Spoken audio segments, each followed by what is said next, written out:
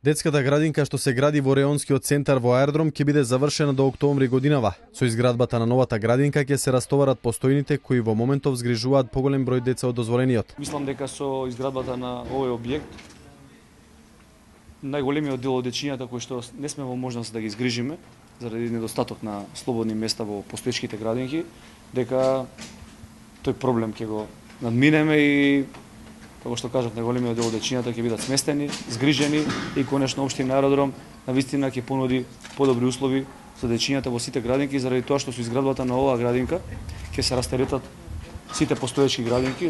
Со изградбата на овој објект во кој што е планирано да се згрижат околу 200 дечиња, ќе се намали значително притисокот кој што во овој момент го имаат градинките сконцентрирани во општината Аеродром. Заедно со градоначалникот и со општина Аеродром ќе продолжиме да понатаму развиваме дел од мрежата.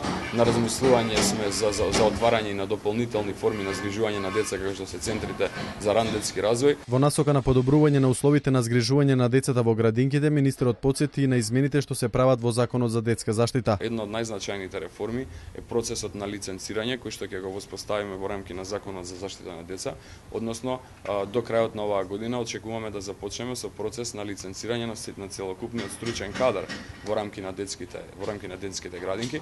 Нормално ќе се има во предвид годините на стаж и периодот на згрижување, односно работење со деца од страна на негователките и воспитувачките.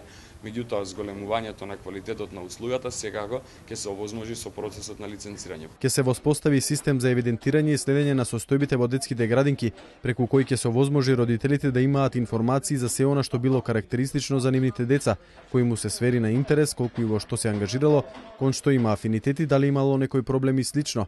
Сите овие податоци родителите ќе ги добиваат еднаш неделно по електронска пошта. Ристовски најави дека владата продолжува со реконструкција и изградба на нови градинки во повеќе општини во земјава.